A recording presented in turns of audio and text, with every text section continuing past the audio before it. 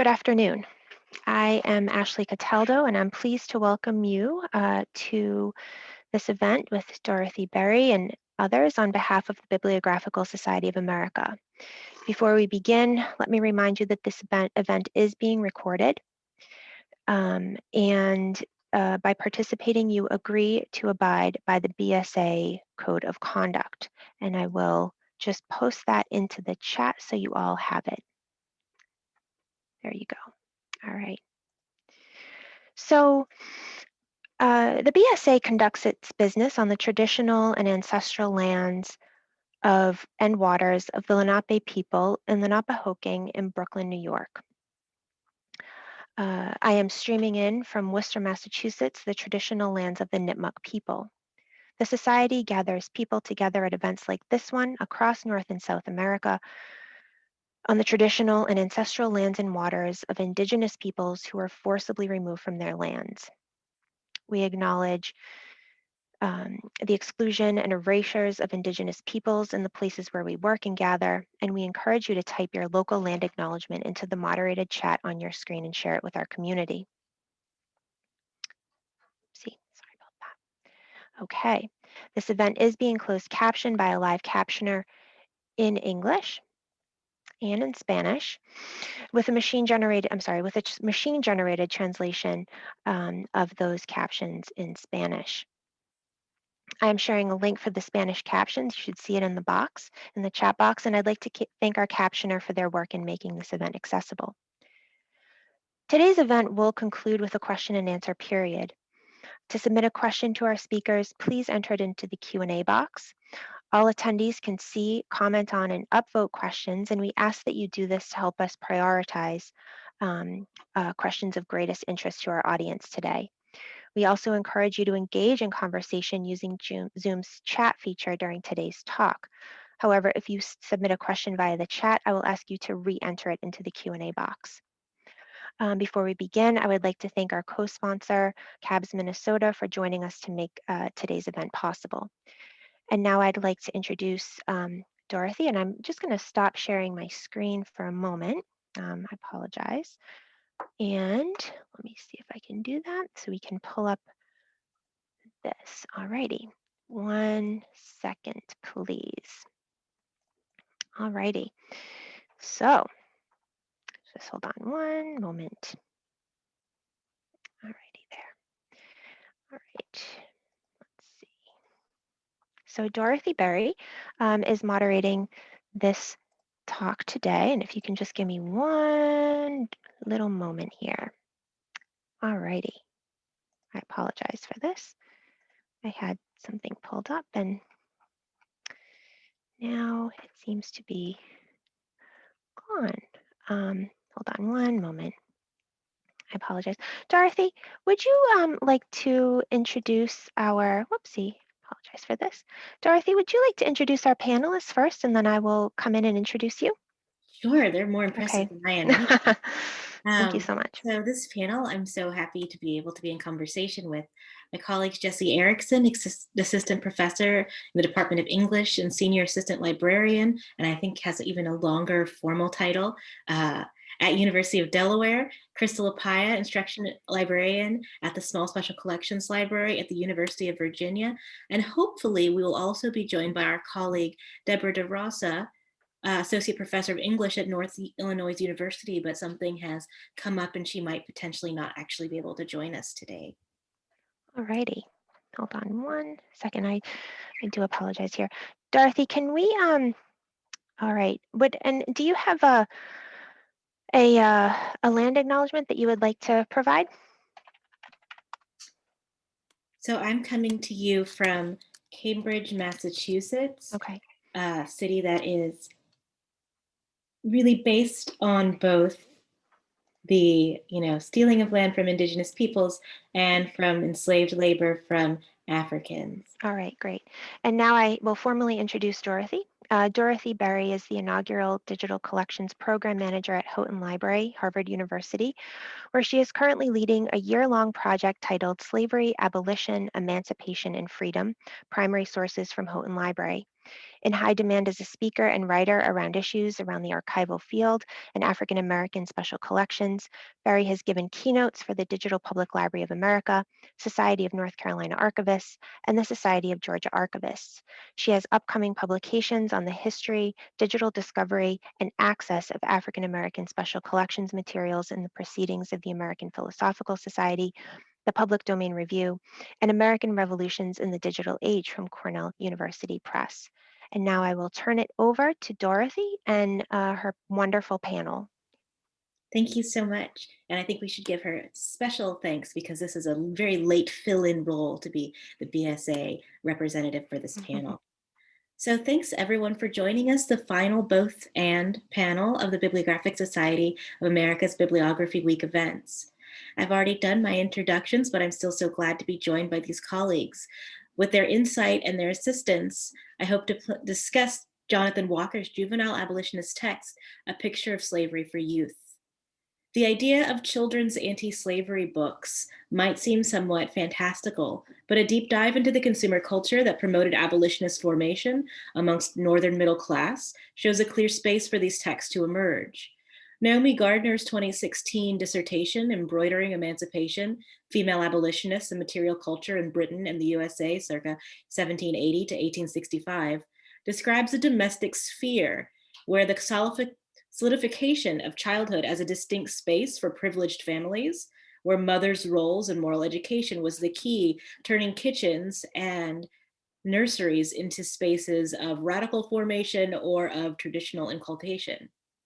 White women of means and abolitionist sympathies transformed, in Gardner's words, children's spaces in the transatlantic household into sites of political action through the power of their pocketbooks. Toys and children's books of this era were primarily seen as didactic tools, and abolitionists like Jonathan Walker took advantage of that form to create this unique text. At the time of this book's publication, Walker had emerged as one of the most influential abolitionist lecturers, billed in large letters over people like Frederick Douglass, who we might know more today at their speaking engagements. A white anti-slavery activist, Walker was memorialized by the literal mark of his work, 2 S's branded on his hand as a punishment. Walker's abolitionist work began in the 1830s when he joined an expedition to Mexico to help form a colony for escaped slaves from the American South. A decade later, Walker had moved to Florida, where he famously assisted 7 enslaved men in their attempts at freedom by offering to sail them from the state to the West Indies. With very little sailing experience on that particular boat, they were soon met by a pro-slavery sloop who commandeered the escapees. The enslaved men were forced back to their enslavers, and Walker was jailed, fined, and had his left hand branded with those 2 S's for slave stealer. Walker's fine was paid by Northern abolitionists, although he details it in a budgetary fashion in this very book, and he soon began touring the country, sharing his story as a white man injured in the fight for abolition. His experiences became part of the material and commercial world of abolition through the sale of a daguerreotype image of his branded hand, commissioned by Henry Ingersoll Bowditch and taken at the Boston studio of Southworth and Hawes. His personal narrative, the title page of which featured an etching of the framed photo of his branded hand, which is replicated in this children's book. Teresa Godu's Selling Anti-Slavery, Abolition in Mass Media in the Antebellum America describes a commercial world where the consumption of a rare commodity like Walker, a white person disfigured in pursuit of abolition, provided a unique opportunity for distance participation in emancipation. By consuming Walker's hand, either by viewing it or by acquiring it at a fair, shoppers enacted his mission, selling enslaved people by buying their freedom. In Godu's words, A Picture of Slavery for Youth is a combination of Walker's previously published personal narrative and a sort of slavery grand guignol for children, designed to heighten sympathies through bald, illustrative works of the physical and mental depravities and hypocrisies of slavery. Unlike other gendered texts produced for children at this time, which relied on Christian sympathetics, Walker relies more strongly on the development of shame and guilt to raise sympathies towards enslaved people and Native Americans. Walker reprints advertisements for escaped Black people, italicizing phrases that imply the physical cruelty, missing an ear, walks with a limp. His writing is less the sort of sentimental moralizing language associated with 19th century children's writing, but aims to shock the reader, asking if they can believe that these cruelties happened only states away. Walker's frequent references to gendered and religious hypocrisies call for a sort of shame transforming into action that was unique and radical for his time. So to open it up, I want to begin by asking Jesse and Krystal, while both of you are well versed in 19th century publications and Black histories, you may not have been familiar with this work. I'd love to hear your initial perceptions to this relatively unique work, especially since I sort of cold emailed you a link to the PDF and asked you if you would be on a panel to talk about it. I don't know if you'd even heard of it before. Either one can start.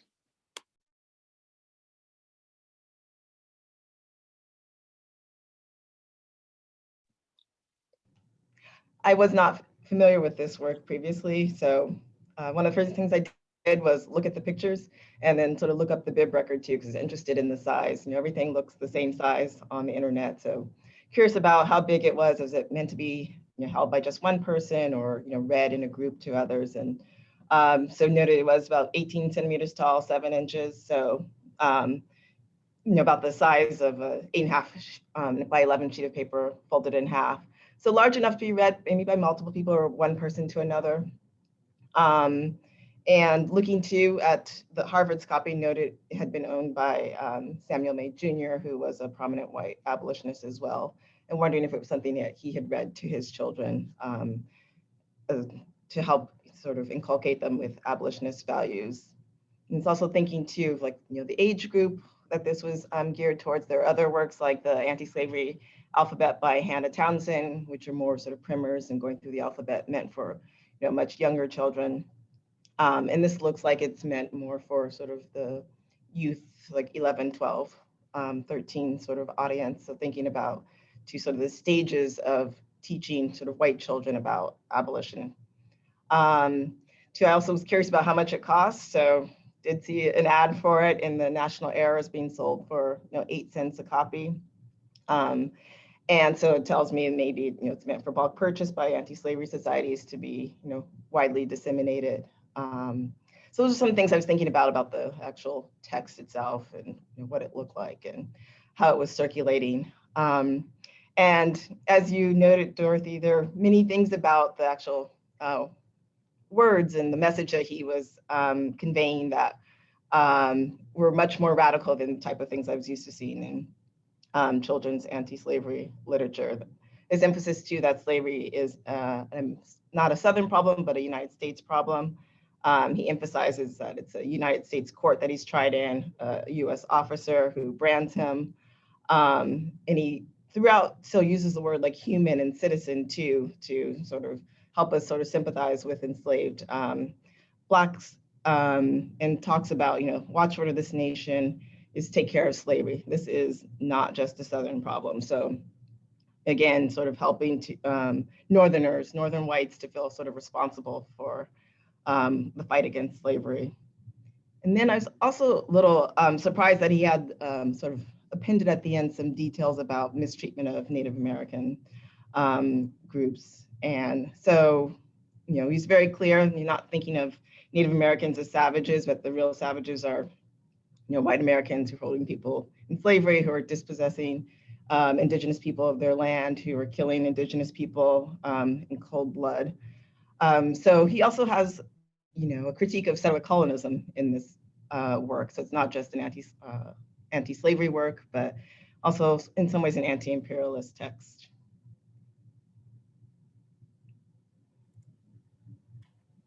Well, thank you so much, Dorothy, for inviting me to be on this panel.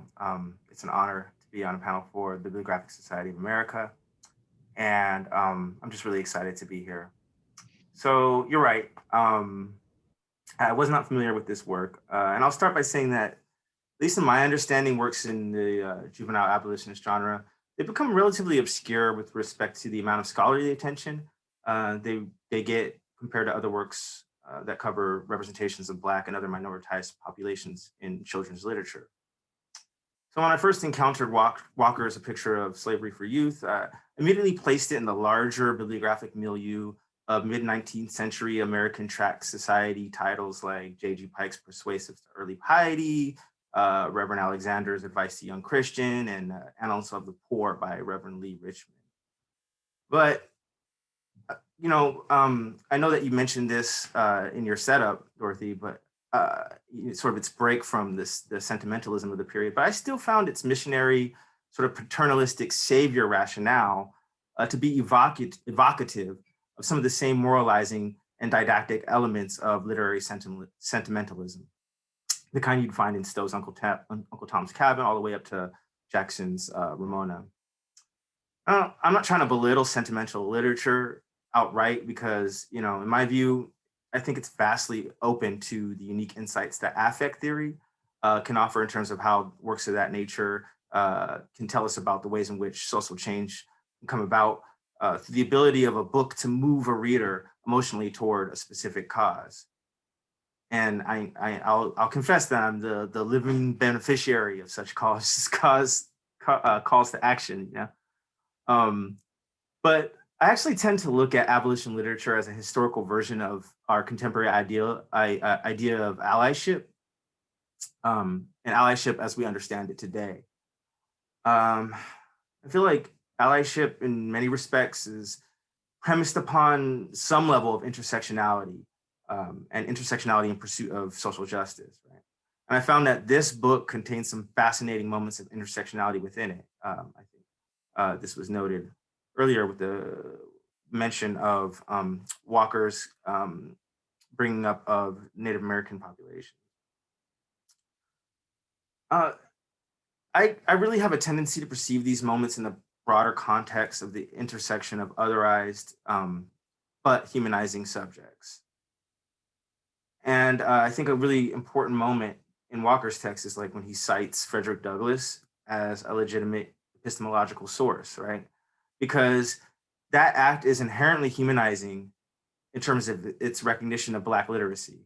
Right? Or in other words, he's assigning agency to a Black body through the acknowledgement of the very existence of an intellectually cultivated Black mind.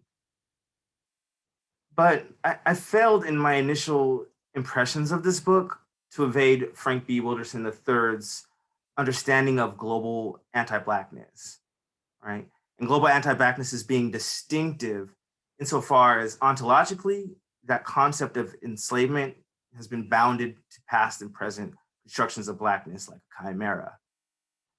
And the result of Walker's attempt to find sympathetic parallels among enslaved indigenous and imprisoned allied populations, including his own imprisonment and corporal branding, it kind of had the effect of obscuring the intended didactic rationale for the book in my reception of it as a 21st century Black reader.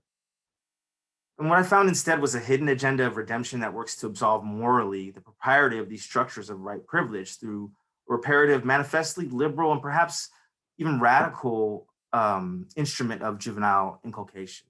So that's the way sort of I kind of like took it.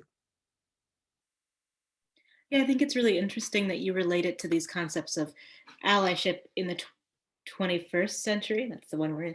Thinking these ideas of, people buying books for their children now. You get your A is for activism at the baby shower. So hopefully you can be raising this child who comes up with not just the generalized moral sensibilities you want, but also the political sensibilities you want. And I think that this book is an interesting example of that because, like you're saying, juvenile abolitionist texts are somewhat obscure anyway at this point, but at the same time, perhaps as obscure, thinking of the book, They Were Her Property, about female enslavers, and the idea of there also being children's didactic texts that are pro-slavery. And this world of, not thinking of these events and these cruel practices as something that exists only on a international commercial plane or only on an intellectual plane for people to have debates in the Senate, but also how do you raise your children in a world where these things happen? And, this book has that interesting sense where I agree with you, Jesse. It's very sentimental because it feels like that's how everything written at this time is, somewhat sentimental, and still having the sentiment that's tied more with fear than humanization. He has those breakthroughs saying Frederick Douglass is our friend, in quotes, and then both very patronizingly, but also in a certain way, opening up a door to humanizing, calling him Frederick, like they are very good friends. And they did talk together in person, so perhaps they did have a personal friendship, but maybe Mr. Douglas is what I would have called him. But this sort of idea of giving him the voice to be an actual witness that has validity as much as Jonathan Walker, who had more validity to a lot of these abolitionist communities because he was a white man. And thinking even more about how to read this text beyond the text. I'm thinking, Jesse, of your ethnobibliographic work that's encouraged sort of discerningly reading race into the physical texts of books. So this book has that classic theme of white Americans writing and publishing works for other white readers about Black subjects. And I'm wondering how you think about reading this text racially. Well, thank you for that question. I think it's an excellent one. So, I thought a lot about this question. And first of all, I'm going to have to state actually unabashedly that I only had the chance to examine this book through the mediation of its digital surrogates, right? And I actually looked at two different digital copies of the book, one from the Houghton Library and another from Library of Congress. And even though I have to admit, there are a number of details that I could not appreciate without being able to examine analog print copies, of course.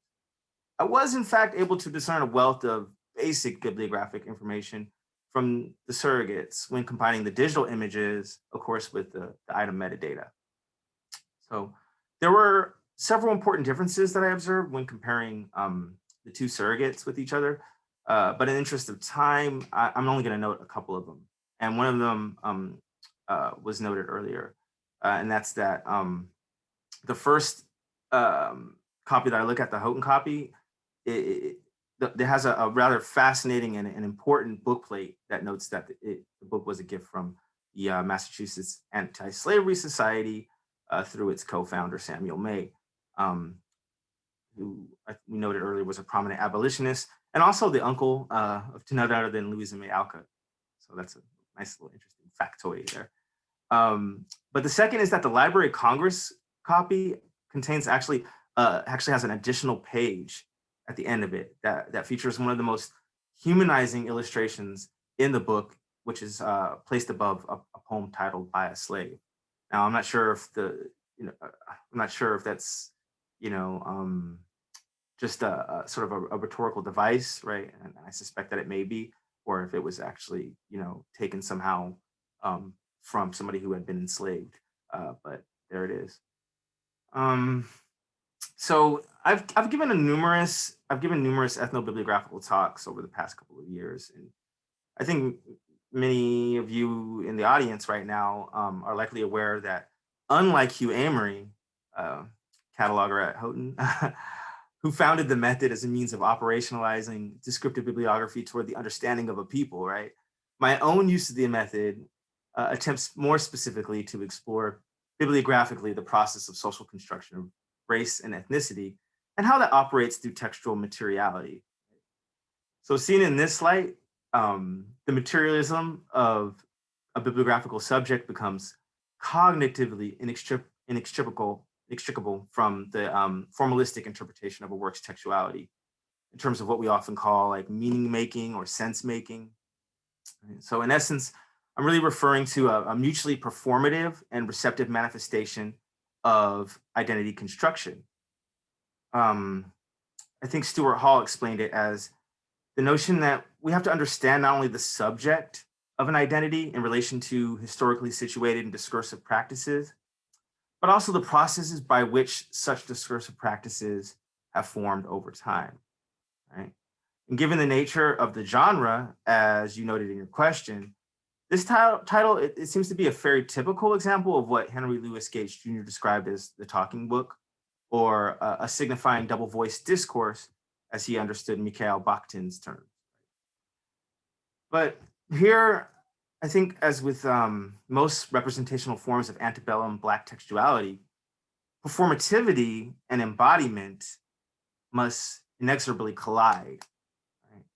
And that's the way it works with slave narratives, auction records, inventories, manumission papers, fugitive slave ads, right? Because at once they literally function in establishing the terms by which violence against Black bodies be executed through the American body politic, and by defining the intellectual parameters by which Blackness could be comprehended by a notion of white racialization that sought to create itself through a printed binary. I think that's why, at least in my understanding, that's why the graphic design of modern day books on the history of slavery will often include old style in their typography, right? Usually on the front cover or somewhere in it.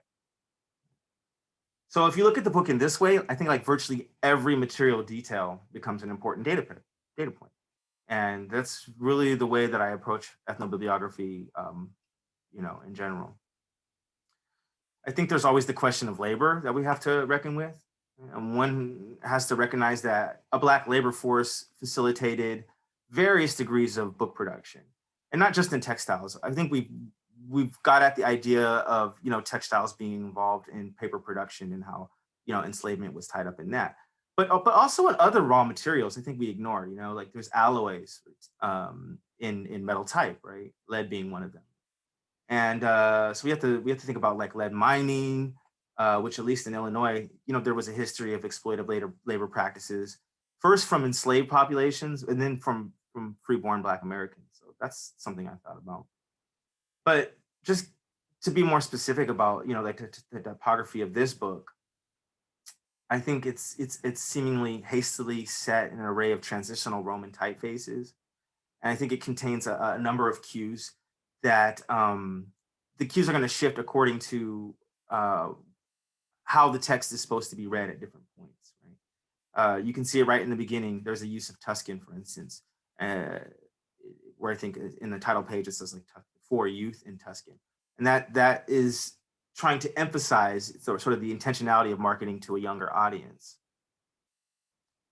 But I could talk about the typography, I could talk about the paper, I could talk about all that, but I really want to kind of focus in while I have some time left on the illustrations, because I found that the illustrations are even more emblematic of the deeper racial dynamics that are alluded to in the textual content.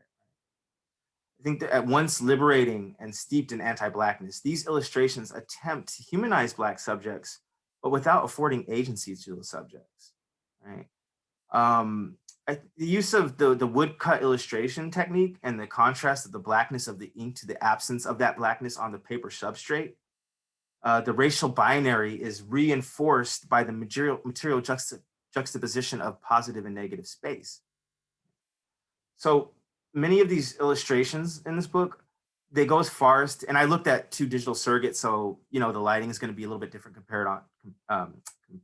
when compared with each other, depending on the technology used to digitize the items. But looking at those, I noticed that many illustrations go as far as to eliminate agency by shrouding any semblance of visage, right, facial expressions, through the Blackness of the ink, which washes out the humanizing elements of sentimentality and the subtleties of emotional expression and replaces them with visceral depictions of corporal violence, right? And observations of Black emotionality are vague and mostly restricted to images of supplication, which emphasizes for young readers, I think, the characteristic of paternalism that I talked about in my first response. I think ultimately I'm less interested by the fact that Josiah Wedgwood and William Hackwood came up with the initial prototype for the Ain't I a Man and a Brother image. But I have a much greater stake in understanding that the Black American engraver Patrick Reason created a different version of that that replaced the enslaved male with a woman. And that Reason's version is much closer to the image that's used in the picture of slavery as both a page ornament and a declarative symbol of allyship, right? Because that medallion is really striking. But what's more interesting is the fact that Reason proved himself capable of producing visually sophisticated images of Blackness, devoid of caricature and inclusive of the gradations that mark the reality of physiological hybridity that defies the binary of woodcut motifs that populated not only this book, but illustrated slavery literature from William Wells Brown's Clotel to Harry Beecher Stowe's Uncle Tom's Cabin. You see these motifs repeated over and over and over again. So I think it's just as important for us to recognize the ways that engravings and intaglio illustrations could help dignify Black Americans in keeping with the politics of respectability that culminate at the end of the 19th century. I think that's just as important as it is for us to sort of take note of how lithographic techniques were used to perpetuate the grotesque blackface stereotypes of the Jim Crow era. So needless to say, there's a lot going on here with this book's materiality. Yeah, and although, as you said, I don't want to say it's a misfortune, but it is a type of fortune that we only have this digital access. Even not only is this a panel that's digital, but even if we weren't on this digital panel, nobody's going into Houghton to look at books right now. But an advantage thereof is that I can share two of the images that you're referencing at a close angle and seeing the complete lack of any sort of facial description on the enslaved woman and child. And even though the white men have, this is not a finely wrought illustration, they do have noses and eyes and mouths. And the child has no face, and the mother both doesn't have a face with expression and is covering her face at the same time. And the same is seen in this shrouded picture, where this woman is somewhat camouflaged into the trees. And what we're really seeing is more the focus of the cruelty of the white people than the humanity of the Black people involved. And that makes me think, so thinking of this segmented racialization in this book, which is part of this abolitionist tradition of self-publication, I was wondering, Krystal, how you contextualize this with the tradition of personal narratives published by and for the formerly enslaved. So Walker has his own narrative, which was popularly sold at abolitionist anti-slavery fairs alongside the narratives of formerly enslaved people. How do you fit this in to that sort of world? Yeah, well, Walker has a form of legitimacy with his white readers because he is white, as you had mentioned, Dorothy. And a lot of the works published by, self-emancipated African Americans like William Wells Brown and Frederick Douglass and Bibb, they have written by himself or written by herself in the case of Harriet Jacobs. So there has to be an emphasis that, oh, this person actually, somehow did learn how to read and write and is able to tell their own story.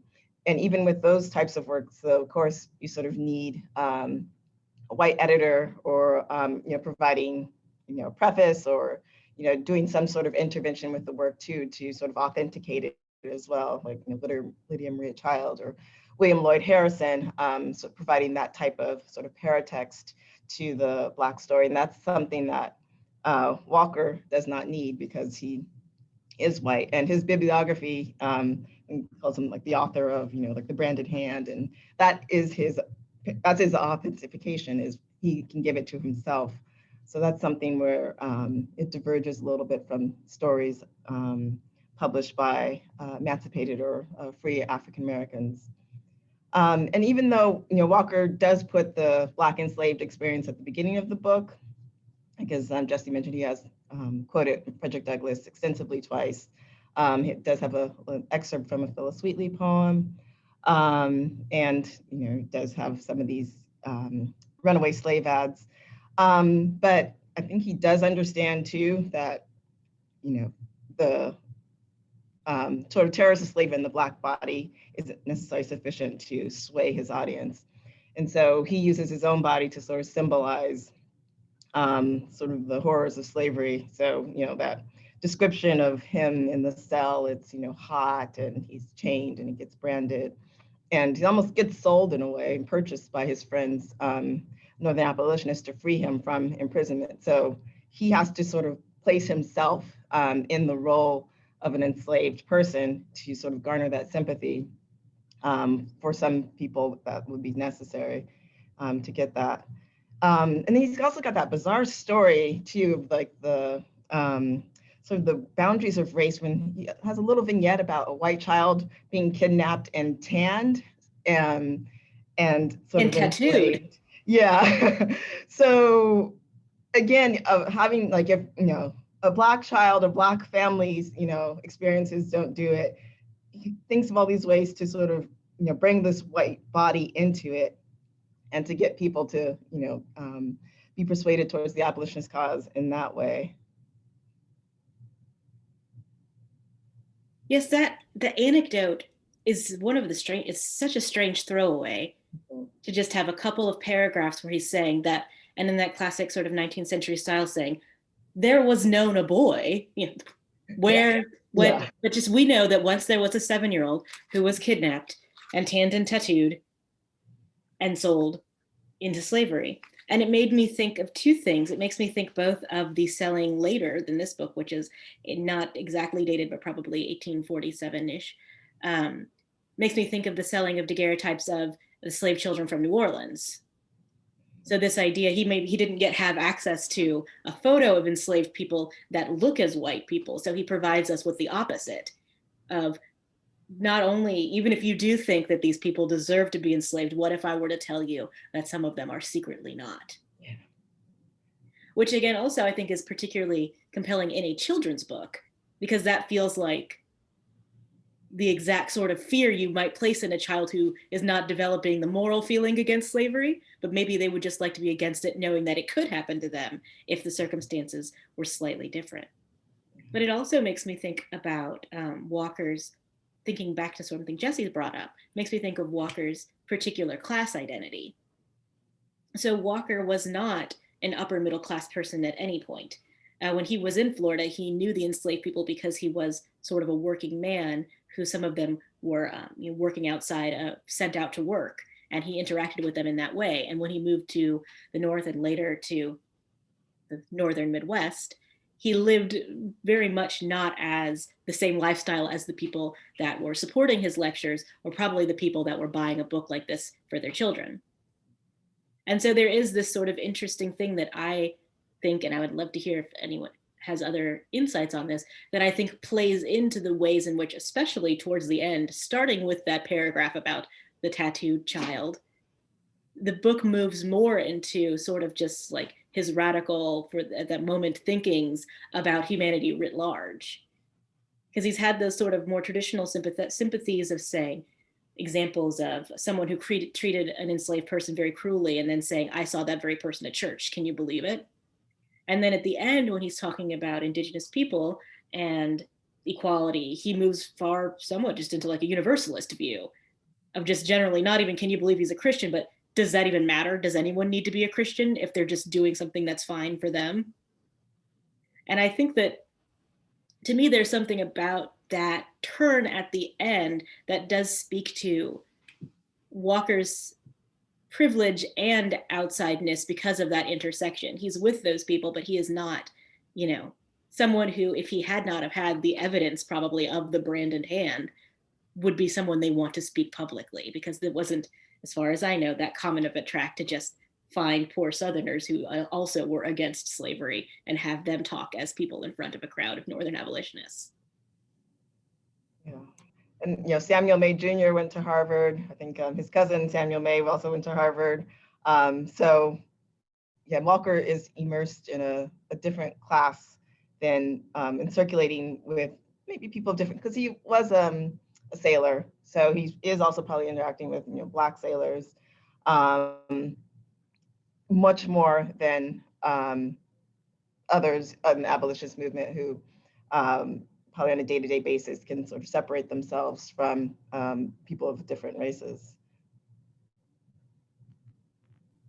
And earlier, both, I guess, a question for Jesse that I'm thinking of as well, bringing in Frederick Douglass as an example of a Black person with some sort of validity in this context, obviously it's validity, but then thinking, as Krystal brought up, of the preface, which includes the paragraph, the excerpt of the poem by Phillis Wheatley with the classic comma italicized, a slave, and pairing that with the Library of Congress ending of a poem titled By a Slave. I'm wondering if you, Jesse, or also Krystal, have any feelings or insights on that, as it speaks to, those are that the framing device for the book then is bookended with things that are presented as Black voices. Yeah, I think it's really interesting. There's a lot of unique facets about this text, and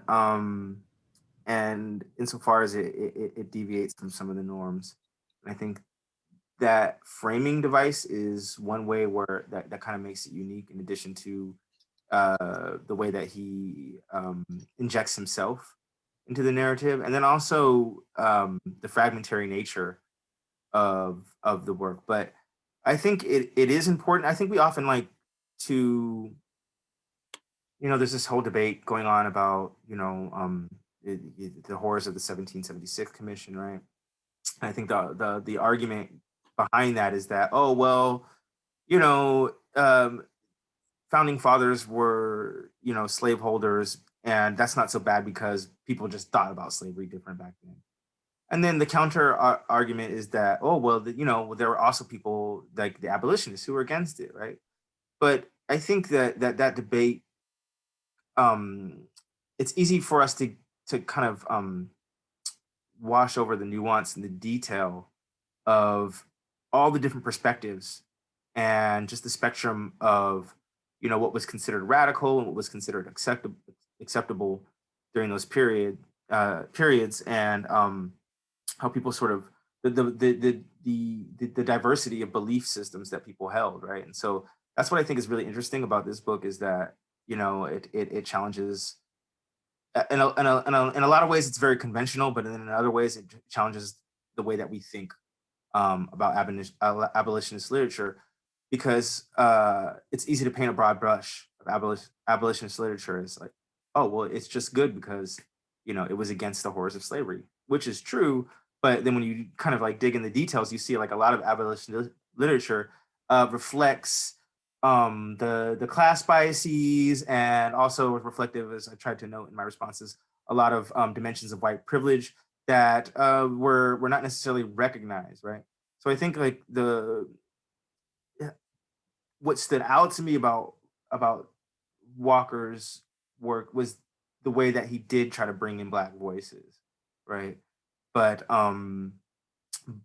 behind, and then we could just keep it real, he sort of had his ear to the streets, right?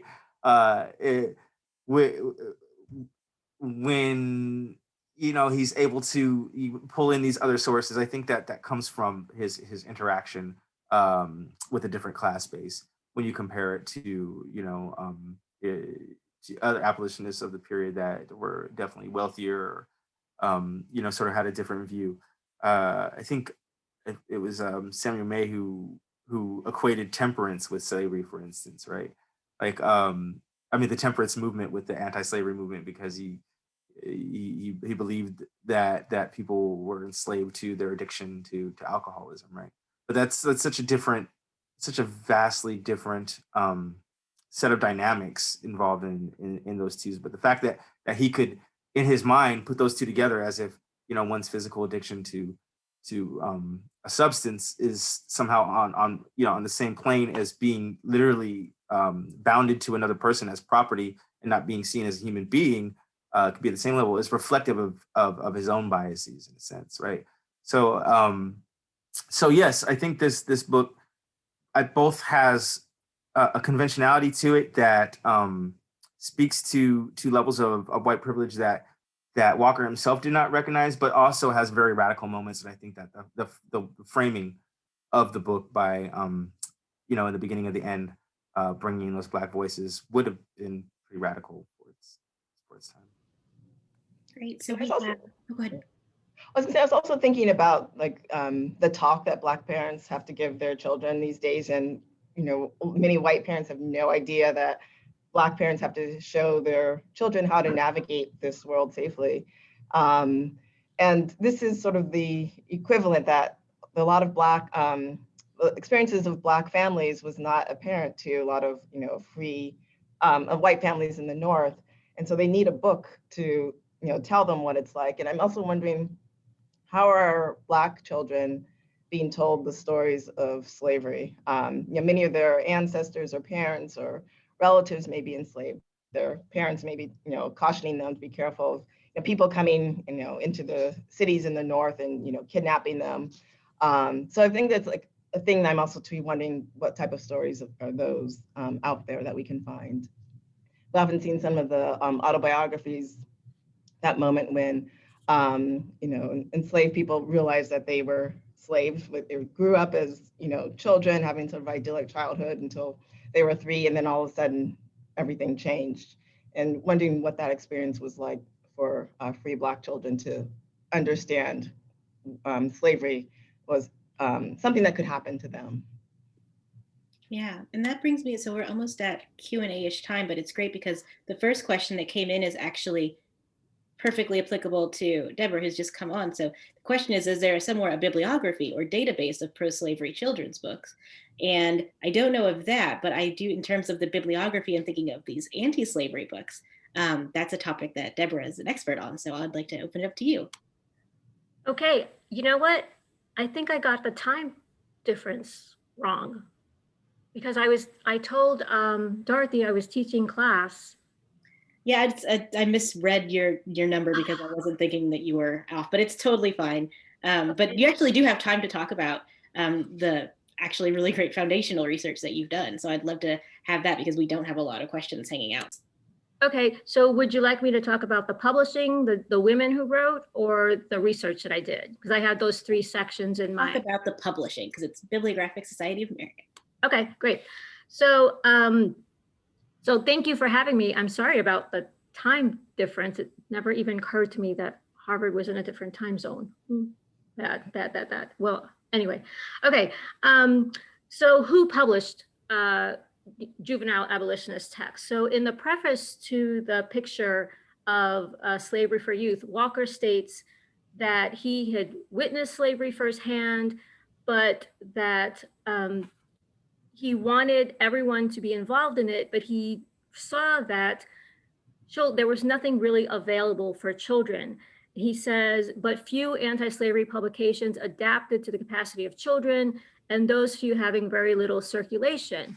So we will never know what he actually knew, but based on my research and what I was able to find, there was a significant amount of material out there, especially in Boston, since he was writing in Boston. So he added his voice to this conversation of text for children. American publishers had been publishing reprints of British authors who were writing about slavery for children. Remember that the British abolished slavery in 1933, and Walker is writing sometime after 1946 because he references Douglas, and he makes another reference, I forget who it is, that an event. It makes you narrow that time frame a bit more than what's listed on the source. And so they had been publishing for over 10 years, and primarily in Boston. Maria Edgeworth, The Grateful Negro, appeared in Boston in 1923. Between 1820 and 1830, American publishers were publishing in New York, and then mostly in the Massachusetts area, Newbury, Andover, Greenfield, and Boston.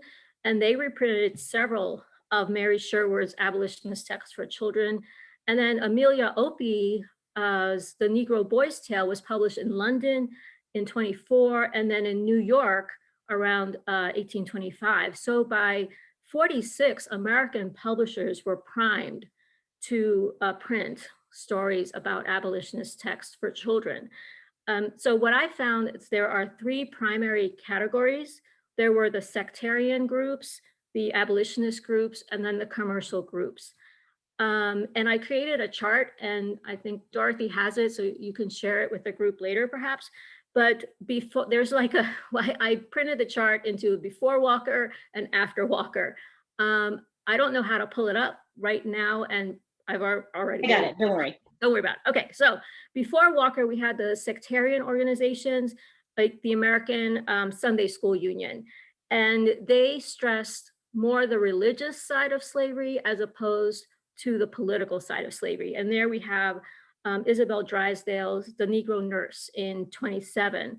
And after Walker, the American Reform Tract and Book Society in Cincinnati published a number of books. And in 1855, they even had a contest for who could publish the best children's book. There it is, the best abolitionist children's book. And there were Maria Godell Frost's Gospel Fruits won, but there were 15 other submissions and they all got published, which is fascinating. The Abolitionist Societies, obviously the American Anti-Slavery Society had national, yes, there's my before and after Walker, national and international audience. And so when he says that they had very little circulation, I question that because that group had, international publication, as I said. So, and that consisted of, obviously, we had, The Slave's Friend, which was a children's magazine that ran from 36 to 38. And in 37, the editor said that there were about 250,000 copies in circulation with at least 50,000 children readers. So that makes me wonder about Walker's comment, but I don't know, maybe he just didn't see it. And then obviously Garrison's The Liberator, which started in 31. This was the most exciting find, I thought. Well, there were a lot of exciting finds, but you would imagine The Liberator as very firm in its politics and geared for abolitionists, mostly white men. But it had a ladies column, and right beneath that, it had the juvenile department. And that was where I found so many women writers. Now, if I were to go back and do it again, I would probably also see what the guys were talking about and maybe expand the tropes that I found, but I was working particularly on trying to figure out what the women were writing about and how they were getting around this don't speak publicly about slavery, go home and be a true woman, right? So then Garrison in 35 published the collection of all of those works and several others. He added illustrations in juvenile poems for the use of free American children of every complexion. And I found that Cornell has recently done a digitized version of that. I would love to annotate that one because it's so fascinating. It's just so fascinating. And then of course there were the commercial publishers. And again, most of them in Boston. There was one in New York, but New York came into the conversation a lot later. I'm not quite sure why. So this actually pulls in one of our Q&A questions. Okay. So they're asking, did Walker have a formal organization behind him or an abolitionist printer, or is this strictly a self-produced item, which would bring it into the world of self-produced religious narratives like Joanna Lee's? In other words, is there a whole subculture of printing that we only have the tip of the iceberg of? And I feel like your points are both alluding to this kind of not subculture, I guess subculture, because it's not, the main commercial press of the day, but this culture of abolitionist printing, which also, this is both a self-published book, but it is a book that is supported by, as Walker's general public identity as a commercial entity was supported by the Massachusetts Anti-Slavery Society. And it says on there, Walker and Bliss. Yeah. And my reaction was, who is Bliss? Who is this guy? Or it's probably a guy, right? Who was he? What were his affiliations? I thought it was interesting that there was not very many of the other, well, none of the other ones were self-published at all, not the ones that I found. So we have to figure out who Bliss was, because I never came across anyone with that name as a publisher. And then we also have another Q&A question that says, I'm thinking, from Leslie Ginsberg, that says, I'm thinking of the circulation of periodicals such as The Slave's Friend and the Juvenile Miscellany. How does this work compare in circulation? And that that's a stats question, which I don't have I don't off the top of my head. But I know that Juvenile Miscellany, she had to suspend publication of that because of her abolitionist, because of the things that she said about abolitionism. A Slave's Friend was 36 to 38. If I remember this one correctly, it's a tiny little pocket magazine, if I'm remembering it correctly. But 250,000 copies, that's a lot of copies in the 1800s. Not as many as Stowe's Uncle Tom's Cabin, but that's still a lot. Yeah, and then we also have someone who's come in with the Q&A, adding a note that another good start towards a bibliography is their essay. This is Laura Waskozik, is her essay on the roots of African-American children's literature in Who Writes for Black Children, published by University of Minnesota. Yes, and then she's also giving us a helpful tip that you're right. The Slave's Friend was chapbook size, 3 inches. So we are almost at time, and I want to have a chance for everyone to have sort of a closing statement. And I'm sorry, Deborah, your closing statement is also partially tied to opening, but That's okay. how it happens sometimes with I'm so sorry. virtual meetings. We've all had virtual meeting time. That's not. So do you want me to start? Okay, sure. I think, now I don't know if you've talked in general about the whole move towards digitization, but I think what you're doing is phenomenal. When I started this research, I started with a card catalog and a really old multi-volume book. I don't even know the name of it anymore. And then WorldCat.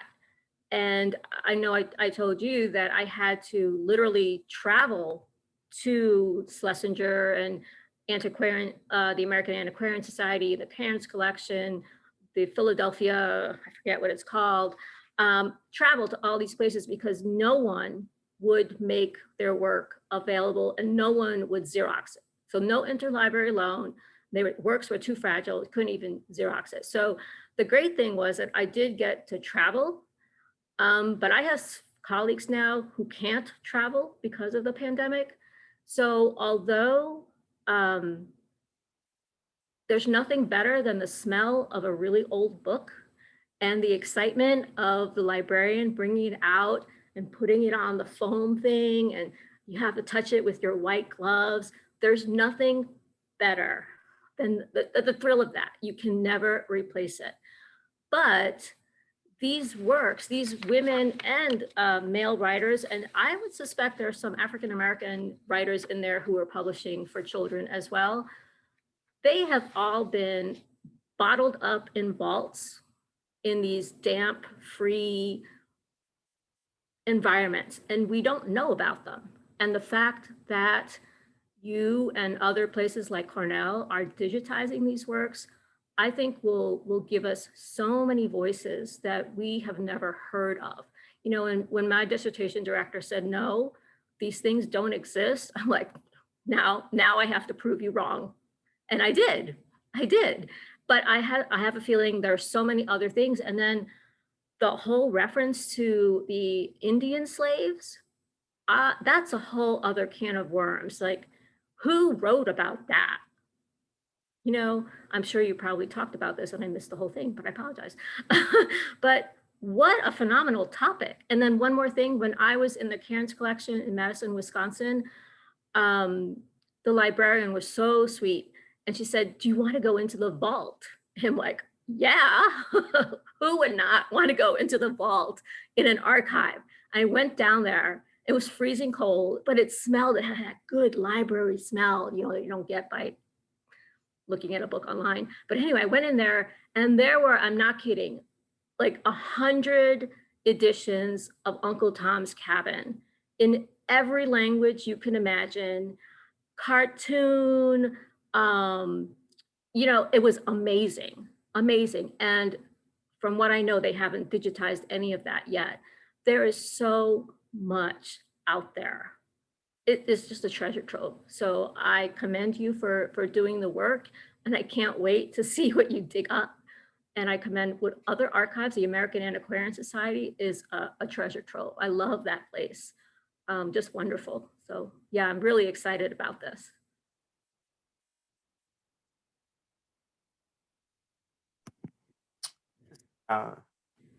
Dovetail off that a little bit. I want to say that quickly before I move on to something else in this closing remarks, with respect to digitization, you know, I really kind of urge us to move away from this kind of thinking of saying one replaces the other. They're just two different modalities of engaging with textuality, in my opinion. And there are different affordances of digital technology that just simply aren't available, when I'm doing research with analog print materials, right? The fact that I could pull up 2 copies there from 2 different libraries instantaneously, something I can't do, if in a world that was pre-digital, right? So I'm not seeing one as replacing the other. I'm just seeing them as sort of different modes of doing this kind of research. That said, that's my little 2 cents on that.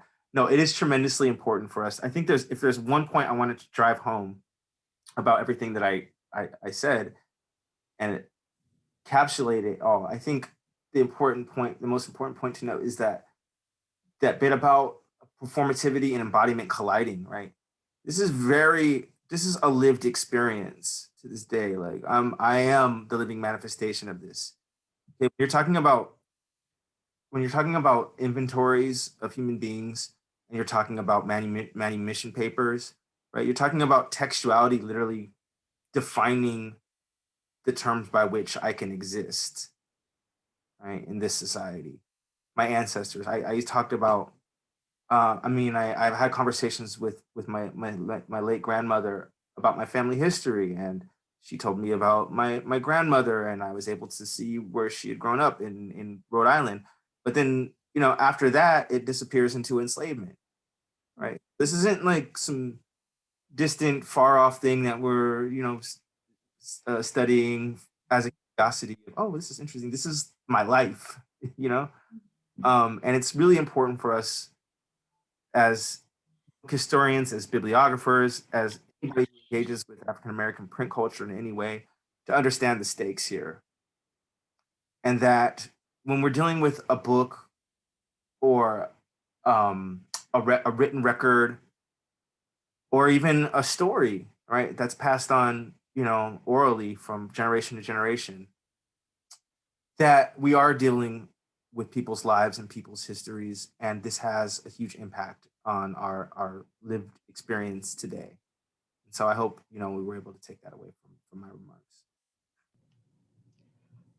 So the librarian in me is sort of interested too when these collections are accumulated and donated to a library. Notice that, this one was donated in 1866. So it's moving from being sort of a didactic text to a historical artifact, because supposedly, the battle is over, slavery is legally ended for the most part in the United States. And many white abolitionists thought, their work was done. But Black Americans knew there was a lot more to be done in terms of, gaining equal rights, being able to live in this nation safely. So when these collections are created, who creates them, when they become to libraries too, is sort of telling us a lot about our time. Here at UVA, we have a collection that someone wanted to explore the Negro question. So a lot of texts came here in the 1920s and 30s.